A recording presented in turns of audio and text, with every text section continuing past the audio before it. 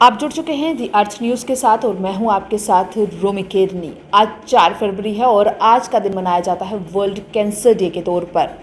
इस दिन को मनाने का मकसद ये रहता है कि लोगों के बीच में अवेयरनेस क्रिएट की जाए, लोगों को बताया जाए कि कैंसर क्या है। क्योंकि कैंसर का नाम सुनते ही जो घर पे अगर पता चल जाए किसी को कैंसर है तो पूरा घर जो है उसमें कहीं ना कहीं एक ऐसा माहौल बन जाता है, टेंशन का माहौल, लोगों के अंदर डर जो है वो बन जाता है। और इस सब पर बातचीत करने के लिए आज हमारे साथ हैं डॉक्टर आशुतोष जी, जो कि हमें बताएंगे कि कैंसर बेसिकली क्या है और अवेयरनेस कितनी ज़रूरी चीज़ है। सर, सबसे पहला सवाल ही मेरा आपसे ये रहेगा कि अवेयरनेस, क्योंकि इसको लेकर आज भी बहुत कम अवेयरनेस है, पहले भी उतनी ही अवेयरनेस थी, आज भी उतनी अवेयरनेस है, इसका कारण क्या है? नहीं, थोड़ा डिसएग्री करूंगा कि अवेयरनेस पहले से बेटर है। तो सबसे बड़ा रोल आता है इसमें आपके मीडिया का, कि हम लोगों का मैसेज तो आप लोगों ने ही आगे देना है और इन्हें पॉजिटिव वे देना है कि कैंसर के जो स्टिग्मा है वो हटे। क्योंकि वर्ल्ड कैंसर डे जब शुरू हुआ था 2000 में पेरिस डिक्लेरेशन के बाद, उसमें एक बहुत बड़ा उनका एक मकसद था कि जो कैंसर के रिलेटेड स्टिग्मा है उसको ख़त्म किया जाए। तो रादर ऑफ कोर्स रिसोर्सेज का लाना, चैरिटीज़ का आना, सोसाइटी की पार्टिसिपेशन करना। क्योंकि इस साल की जो थीम है उसको कहते हैं I am and I will. That means कि मैं I am a part of उस स्फीयर का पार्ट हो जो कैंसर को प्रिवेंशन या उसकी अवेयरनेस में हेल्प करेंगे, और आई विल मैं एक्ट करूँगा as a individual, as a organiser, as a business, as a government. So awareness पहले से बेटर है थोड़ी, डेफिनेटली। अब मैं देखता हूँ गाँव से, पिछड़े एरिया से उठ के लोग आते हैं समझ के इन डॉक्टर साहब कैंसर हो गया है, इसका इलाज कीजिए। पहले वो हमारे तक पहुंचते नहीं थे। तो मेरे को लगता है कि पेरिफेरी में एक तो कनेक्टिविटी इंप्रूव हुई है, road connectivity, media connectivity, public health available हुई है। सो कैंसर का जो अवेयरनेस है एक इंडिविजुअल प्रोसेस नहीं है, it is linked with so many things, it is linked with your progress of the society. एक गांव में बैठा बंदा जो बिल्कुल वहाँ रोड ही नहीं है, वो हमारे पास कब पहुँचेगा? अब जब रोड बनेगी, बिजली आएगी, वहाँ डॉक्टर भी आएंगे, क्लिनिक भी बनेंगे, वो डायग्नोज करेंगे, मरीज़ हमारे तक पहुँचेगा। सेकंड आस्पेक्ट कि जब पहुँच गया हमारे पास, उसको ट्रीट कैसे करना है। इसमें गवर्नमेंट का मैं बहुत एक प्राउड हूँ कि गवर्नमेंट ने शुरू किया आयुष्मान भारत स्कीम की। उसमें free cancer treatment, of course सब कुछ फ्री है, 5 लाख तक पर ईयर, जो एक कहता हूँ बूंद है हमारे JNK के जो लोग हैं उनके लिए, जो गवर्नर ने या हमारे गवर्नमेंट ऑफ इंडिया ने दिया है। तो इससे मैं बहुत खुश हूँ कि हमारे ही डिपार्टमेंट में बहुत ही अच्छी तरह स्कीम लागू की है हमने, और free treatment, free chemotherapy, free surgery, free radiation मरीजों को मिल रही है। ये एस्पेक्ट एक रहा। दूसरा है अर्ली डिटेक्शन, कि कैंसर अगर हो ही ना पहले, अगर हो तो अर्ली स्टेज में हो, ताकि उसके सक्सेस के रेट्स 80% हो जाएं। अगर 4th स्टेज में मरीज़ हमारे पास आता है तो जो मर्जी कर लो, उसने ठीक नहीं होना, with best of resources. So prevention, early detection is of utmost importance. तो आप लोग मीडिया में हमारी हेल्प कर सकते हैं, डेफिनेटली। हमारा मैसेज बार बार स्प्रेड करें, साल में एक बार नहीं। 4 फरवरी तो एक चीज़ है। इसके अलावा हर महीने हम चाहते हैं हम कहीं जाएँ, एज ए कैंप करें, पब्लिक से इंटरेक्ट करें डायरेक्टली, 1 to 1 उनकी लैंग्वेज में बात करें, उनको समझाएं, जो कैंसर के कॉजिंग जो फैक्टर्स हैं उसके बारे में बात करें। जितना बात करें उतनी कम है। बिल्कुल, तो जैसे आपने ये जो बात की कि डिटेक्शन जो है वो बहुत ज़रूरी है पहले होना, बट उसके लिए भी ज़रूरी है कि लोग प्रॉपर टाइमिंग पे उसकी स्क्रीनिंग्स करवाएं, टेस्ट करवाएं। वैसा नहीं होता है। तो आप मुझे बताएंगे कौन सी एक ऐसी एज है मेन में भी और वुमेंस में भी कि उनको उस टाइम पे से जो अपनी स्क्रीनिंग्स या टेस्ट जो है वो शुरू करवाने चाहिए? इसका तो मैं बोलूँगा 30 के बाद डेफिनेटली ब्रेस्ट कैंसर लेडीज़ में है, या लंग कैंसर आदमी में, थ्रोट कैंसर है, ओरल कैंसर है, इसकी स्क्रीनिंग हो सकती है।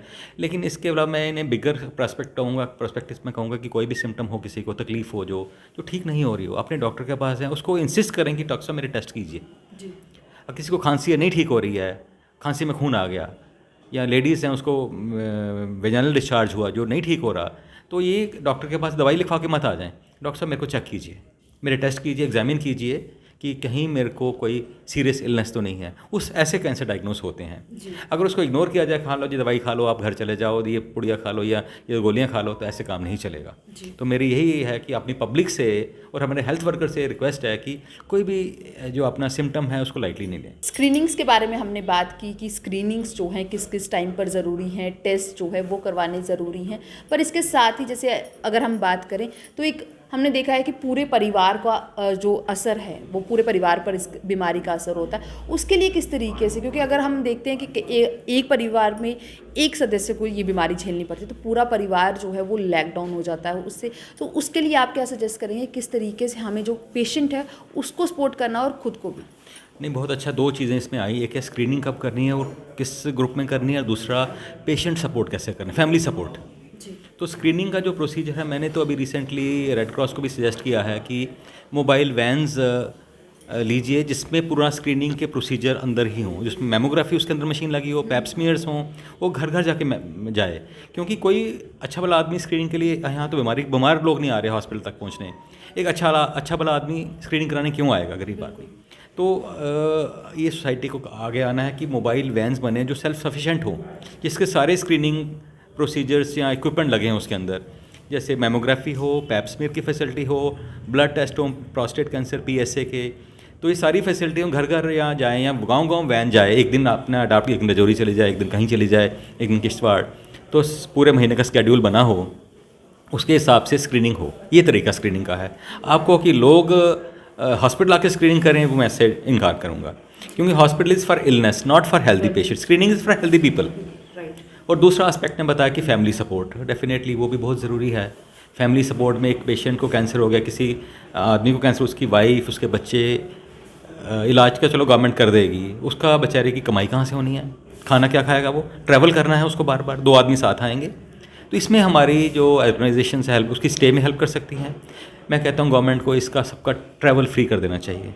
अगर वाकई कुछ करना, ये मेरी सजेशंस हैं कि वो उनको पास बना दें कि इस फैमिली को जब भी हॉस्पिटल आना है, उसको बस को, प्राइवेट सरकारी दोनों, उसको एक पास हो, कोई भी उसको ट्रैवल के लिए मना नहीं करे। सराय है रेड क्रॉस की, या होटल जो भी हैं, रेस्टोरेंट्स हैं, जो हमारे स्टे के लिए है, उसको फ्री स्टे का अवेलेबिलिटी हो, in addition to treatment part. तो ये हम इसकी तरफ सोच सकते हैं। ये मेरे कुछ सजेशंस हैं। बिल्कुल। अगर हम गवर्नमेंट मेडिकल कॉलेज की बात करें, उसकी तरफ से क्या कुछ फ्यूचर प्लान्स हैं कि किस तरीके से लोगों के बीच में अवेयरनेस क्रिएट करनी है कैंसर को लेकर, किस तरीके से लोगों की जो मदद है वो करनी है? देखिए, इसमें मैं बड़ा प्राउडली बोलूँगा कि रिसेंटली गवर्नमेंट ऑफ इंडिया ने हमें स्टेट कैंसर इंस्टीट्यूट का सैंक्शन दिया है, जिसका कंस्ट्रक्शन शुरू हो चुकी है। ऑनरेबल गवर्नर हमारे सत्यपाल मलिक जी ने सितंबर में इसकी नींव रखी थी, और 2022 की दिसंबर में हमें शायद उम्मीद है कि यह complete, this is will be the world class facility. इसमें ऑफ कोर्स ट्रीटमेंट का एस्पेक्ट होगा, प्रिवेंशन का एस्पेक्ट और रिहैबिलिटेशन का एस्पेक्ट हमने स्पेशली उसमें रखा है, कि उसमें हम कहेंगे कि यही जब बता रहा हूँ ये सारी चीज़ें, कि मोबाइल वैन्स, प्रिवेंटिव, पूरा डिपार्टमेंट क्रिएट करना चाहते हैं जो कैंसर प्रिवेंशन और डिटेक्शन में कोऑर्डिनेट करेगा। आई विल नॉट से कि वो सब कुछ कर सकते हैं, they will be the nodal officer and coordinators, and then they will coordinate with district societies, lectures करवाएंगे, वैन्स जाएंगी हमारी, ताकि घर घर जाके एक स्क्रीनिंग प्रोसीजर्स पहुंचे हमारे। बिल्कुल, थैंक यू सो मच हमसे बातचीत करने के लिए। तो ये थे हमारे साथ डॉक्टर आशुतोष गुप्ता जी, जिन्होंने हमसे बातचीत की और हमें बताया कि किस तरीके से हम कैंसर पर जो है विजय पा सकते हैं, कैंसर को हरा सकते हैं, बस कुछ चीज़ें करने की ज़रूरत है। तो बने रहें दी अर्थ न्यूज़ के साथ।